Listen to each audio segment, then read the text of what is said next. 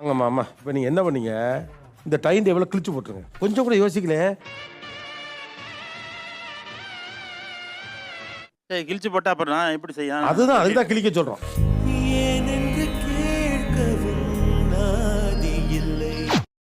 பெரும்பாலும் பார்த்தீங்கன்னா வீடுகளில் இளம் ஜோடிகள் சண்டை போட்டுப்பாங்க. ஆனால் இன்னைக்கு நிலைமை கொஞ்சம் மாறி இருக்க மாதிரி இருக்கு. எப்படின்னா மாமனார் மாமியார் சண்டை போட்டுக்கிறாங்க, மருமகள்கள் உள்ள வந்து நடுவர் மாறி இருந்து யார் மேல தப்பு அப்படின்னு பஞ்சாயத்தெல்லாம் தீர்க்கிறாங்க. முதல்ல நான் மாமனார் மாமியார்ட்டே வரேன். இந்த சின்ன விஷயத்துக்கு கூட சண்டை வந்துடும். என்னென்ன விஷயத்துக்குலாம், சின்ன சின்ன விஷயத்துக்குலாம் உங்களுக்கே தெரியும்ல. அந்த குடிமையை வாயாலே எப்படின்னே சொல்லுவேன். நைட்ல ஏச்சாருன்னு வச்சுங்க சார், எல்லா லைட்டையும் போட்டுருவாரு, தூங்க விட மாட்டார். ரெண்டாவது எங்க டீ குடிக்கிறாரோ டம்ளர் அங்கேயே வச்சிருவாரு. இதுக்கு எல்லாத்துக்கும் சண்டை போட்டுக்கிட்டே தான் இருக்கணும் இவர்கிட்ட. இப்போ கல்யாணம் எத்தனை வருஷம் ஆச்சு?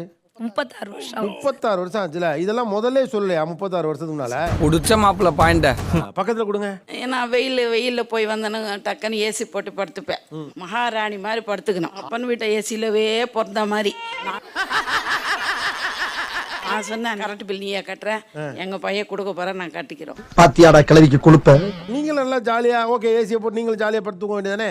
இல்ல எந்த இதுக்குமே என்ன வாய் திறக்க மாட்டேன். நீங்க வாய் திறக்க மாட்டீங்க. வாய் திறக்க மாட்டேன். கஷ்டப்பட்டு நிறைய வேலை வேலை வேலைன்னே வாழ்க்கை முழுக்க ஓடி இருக்கீங்க. ரிட்டையர்மெண்ட் காலகட்டத்தில் ஜாலியாக இருக்க வேண்டியது. மேக்சிமம் நம்மளால எவ்வளோ சேவ் பண்ண முடியுமோ அவ்வளவும் பண்ணணும். வேஸ்ட் பண்ணக்கூடாது. எந்த பயனும் இல்லை. சேர்த்து வச்சு என்ன பண்ண போற? இருக்கிற காசு செலவு பண்ணிக்கோங்க. எங்க போனோமோ போ, எது வேணுமோ சாப்பிடு, ஜாலியா டூர் போனோமா போ, பசங்களும் போக சொல்லுவாங்க. உன்னை நினைச்சா எனக்கு ரொம்ப பெருமையா இருக்கியா? துணி காய வச்சிருப்பாங்க, மழை பெய்யுது, இங்க பாரு மழை பெய்யுதுடி அப்படின்னு சொல்லு. அப்ப எப்படி சார் இருக்கும்? நானே போய் எடுக்கணும். அப்ப பின்னாடி வந்து பேருக்கு ஒன்னே எடுத்துட்டு வருவேன். துணி இதை ஏன் இப்படி வைக்கிறீங்க? மடிச்சு வைக்கிறோம்னு இதை இப்படி மடிக்கணும். அடிச்சாலும் அப்படி சொல்லுவாங்க, இப்படி சொல்லுவாங்க. அதுக்கு நம்ம பேசாம இருந்துட்டா அவங்களே எல்லாம் செஞ்சிருவாங்கல்ல. கரெக்ட்பா. எங்க இப்படி பண்றீங்கன்னா மொனாலும் 5 மினிட்ஸ் இப்படியே ஒரு பார்வையை பார்த்துட்டு அது பண்ண இது பண்ண ஆச்சா போச்சாந்து முறைச்சிட்டே போயிடுவாரு. ஃபேனு போட்டுருக்காது, காயின வரைக்கும் ஒரு 2 நிமிஷம் அங்க நிக்கலாம்ல சார். ஆளை தொடச்சுக்கிட்டு இருக்கீங்கன்னா ஒரு மனுஷன் எவ்வளவு நேரம் இங்கே நின்னுட்டு இருக்கு? இல்ல இல்லை, நீ என்ன விளக்கம் சொன்னாலும் அதை ஏற்றுக்கொள்ள என் மனம் மறுக்கின்றது. ஜாலியாக தான் இருக்கு, நல்லா போகும் போல் இருக்கே. ஆனா மருமகளுக்கு என்னமோ மாமனார் மேலதான் சப்போர்ட் இருக்க மாதிரி இருக்கு. எதை வச்சு அப்படி சொல்றீங்க? ஏமா அச்சா ஒரு மாதிரியா இருக்காங்க, என்ன ஆச்சு? அவன் ஃபேஸ் பட்டே கண்டுபிடிச்சிருவான். ஆனா நீங்க மலையாளத்துல இருந்து வந்து அப்பா அம்மா தான் சொன்னீங்களா? மலையாளத்துல அத்தைக்கு என்ன? அம்மா. ஏய் என்ன குழப்பமா? நீ அத்தை அத்தைன்னு கூப்பிடுங்க. அத்தை அத்தை மருமகளே.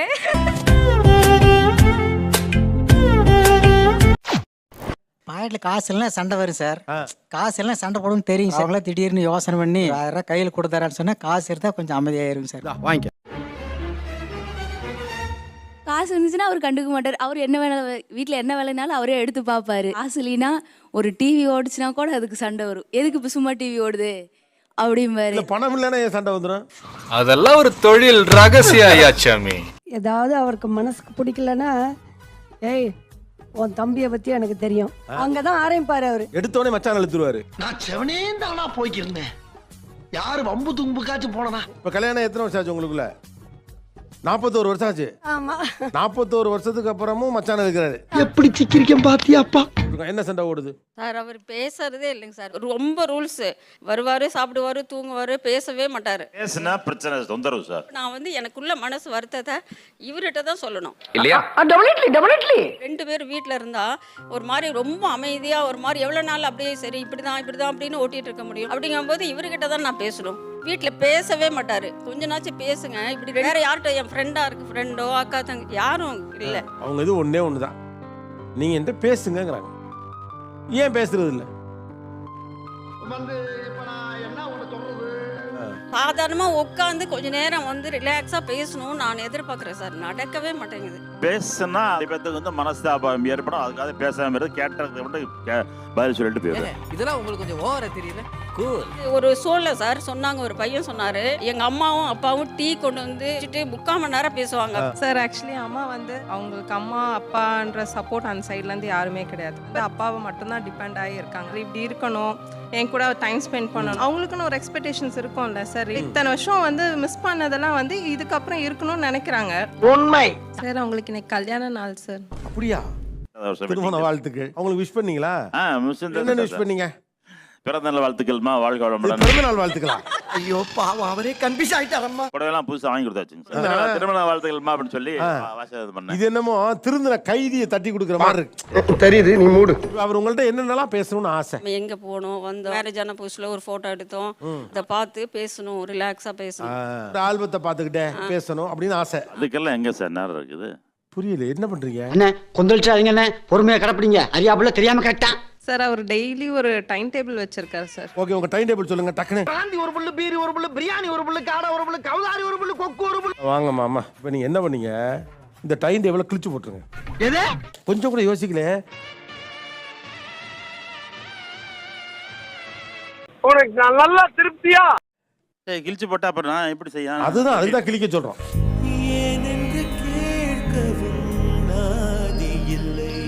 வெளியே வா, மம்பட்டி எடுத்து நடுமண்டு தொடக்கணும். நம்ம இப்போ என்ன பண்ணுவோம், ஒரு டைம் டேபிள் அவருக்கு நம்ம போடுவோம். ஒரே ஒரு டைம் டேபிள் தான், பேசணும், இவ்வளவுதான் டைம் டேபிள். பேசணுங்கிறதா நம்ம டைம் டேபிள். கை கொடுவே, கை கொடுவேனா?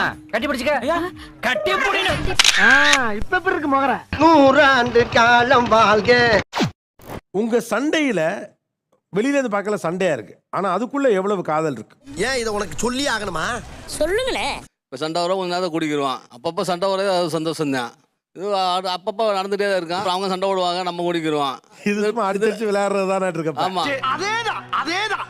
ஏன் தாத்தா அப்பத்தாவை திட்டிகிட்டே இருக்கா? வேற பிள்ளைலாம் வந்து சமாதானப்படுத்துங்க. பேத்தி என்ன வேணா, தாத்தா சொல்றதா கரெக்ட் அப்படிங்க. அந்த மாதிரி அது சின்ன சின்ன பிள்ளை வந்து சொல்றது நமக்கு அது ஒரு சந்தோஷமா தான் இருக்கான். நோட் பண்ணுங்கப்பா, நோட் பண்ணுங்கப்பா. பின்றாம்பா. எனக்கு வந்து பொதுவாக சாஸ்திரத்துல ரொம்ப நம்பிக்கை இல்லை, பட் இவருக்கு ரொம்ப நம்பிக்கை உண்டு. 60ஆம் கல்யாணத்துல இவரோட ஆசைப்படி கோவில்ல வைக்கணும்னு சொல்லி பிள்ளைங்க எல்லாம் ஆசைப்பட்டாங்க. நானும் சம்மதிச்சேன்.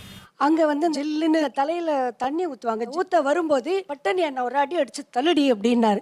நான் அப்படியே ஷாக் ஆயிட்டேன். அப்புறம் என்னாச்சு? உடனே எல்லாருக்கும் கோவம் வந்துருச்சு. அவங்க மேல படாம நாங்க ஊத்துறோம், இதுக்கே நீ இவ்வளவு டென்ஷன் ஆகுற? டேய் உங்களுக்கு தெரியாதுடா, பச்சை தண்ணி தலையில ஊத்துனா உடனே வீசிங் வந்துடும் அவளுக்கு. அவங்களுக்கு ஒரு இதாக இடக்கூடாது, நான் அந்த சமயத்தில் சொல்ல வேண்டியதாக போச்சு. இப்படி ஒரு நல்லவங்கிட்ட வந்து மாட்டிருக்கமே.